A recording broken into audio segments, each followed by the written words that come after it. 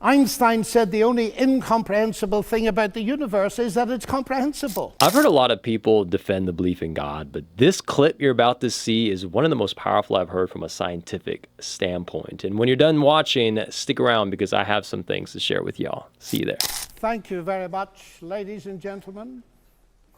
I believe in God. I believe in the supernatural God who created the heavens and the earth. I believe in a God who holds the heavens and the earth in existence. I believe that on the basis of rational evidence. And as we look at the rise of science in the 16th and 17th centuries, Alfred North Whitehead and many others commented that men became scientific because they expected law in nature, and they expected law in nature because they believed in a lawgiver.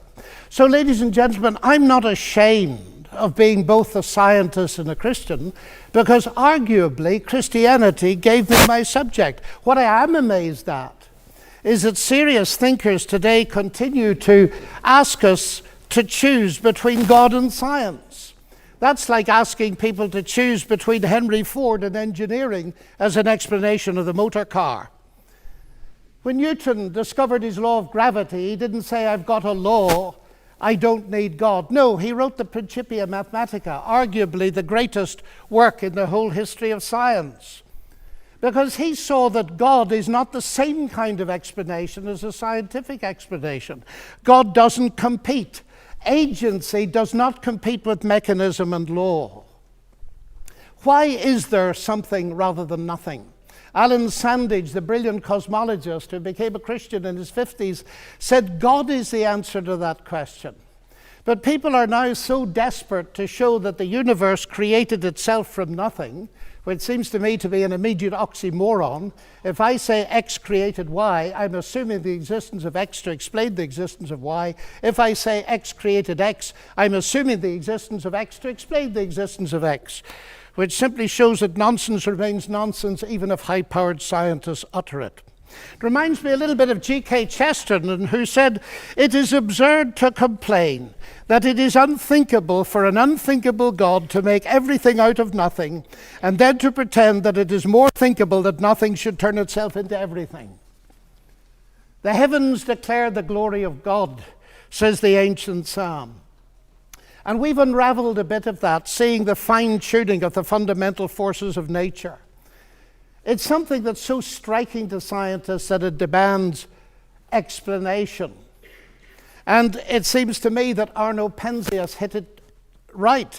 He is the Nobel Prize winner who discovered the microwave background on which a lot of the evidence for the Big Bang is based. He said astronomy leads us to a unique event, a universe which was created out of nothing, one with the very delicate balance needed to provide exactly the right conditions required to permit life, and one which has an underlying, one might say, supernatural plan. But I want to come to what I think is one of the fundamental arguments for theism. I take it this house believes in reason. That's why we're all here.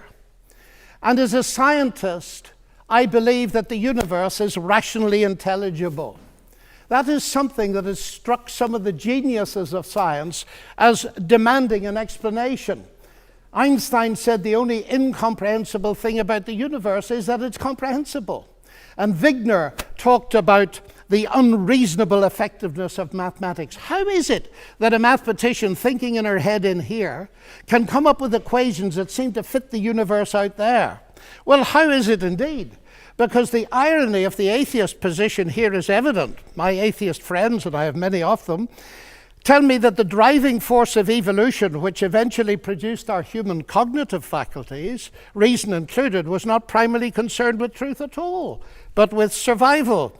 And we all know, ladies and gentlemen, what has often happened and still happens to truth when individuals or commercial enterprises or nations feel themselves threatened and struggle for survival.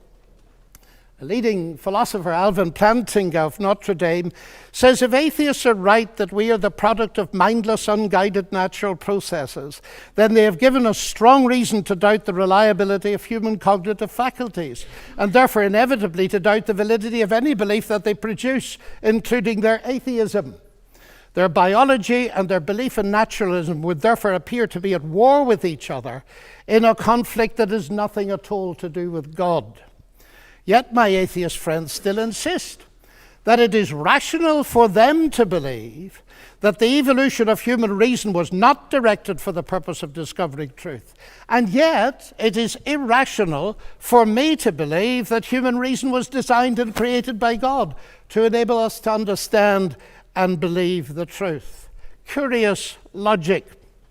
By contrast with that, biblical theism asserts that ultimate reality is personal and intelligent, and the reason science works, and this was the motivating force that drove the great pioneers of science, is that the universe out there and the human mind in here that does the science are ultimately the product of the same intelligent divine mind. Human beings are made, we are told, in God's image, and that means that science can be done.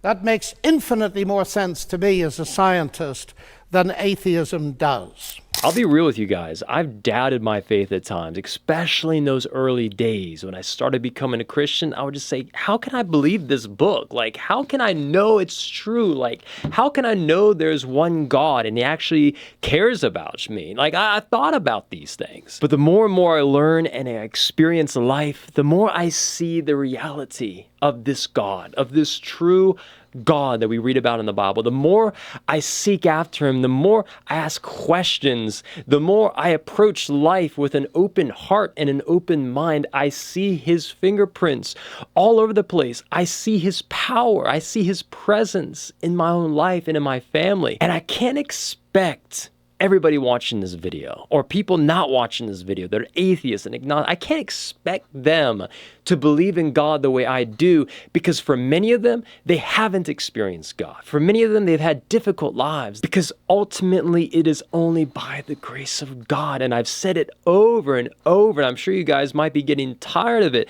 but the greatest thing we can do as human beings is to seek humility, because humility is the gateway to faith and understanding of God and experiencing him. Humility is that thing that we can press into, whether we believe in God or not. We can at least learn to see the reality of ourselves, because humility and truth go hand in hand. When you see yourself in truth, you are only going to be humbled. You realize how weak you are. It's like when you get sick and you see, whoa, like I am so weak. You get humbled. When you get injured, I dropped a 25-pound weight about shoulder high on my foot, on my toe, and it smashed it. And I literally had to limp around the house for like 3 or 4 weeks. I couldn't work outside. I could barely work in the studio.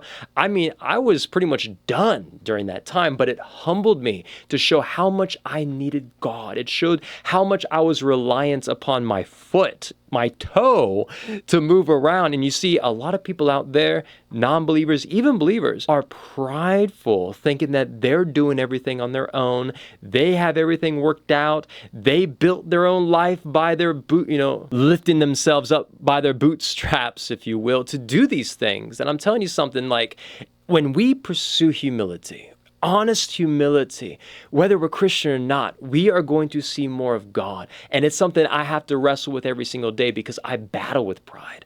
I battle with the sense of, oh, look what I did. Oh, look what I've accomplished. Oh, why did they do that to me? Don't they know who I am? Blah, blah, blah, blah, blah, blah, blah. You know, I may have an atheist watching this right now, an agnostic. I'm telling you something. Before you try to prove God's existence, how about you seek humility? How about you simply look at who you truly are and try to do that without the view that you evolved from a monkey. Like, just look at yourself now. Don't look in the past. Just right now, who you are right now, not any theories from the past, just like right now, who you are. And go take some time and just sit and think for a little bit. Put your flipping phone down and just think for a little bit and breathe and just look at your existence. Just look at where you are right now, that you're alive, that you're conscious right now. And I tell you something, your life will begin to open up. You may not start to believe in God right away, but you will begin to open up to the possibility that, wow, maybe there is a God, and maybe he does love me. Maybe the Bible has truth in it. Maybe Jesus really is the Son of God and Savior of the world. I'm telling you something. Humility will lead you into God's presence. God bless you.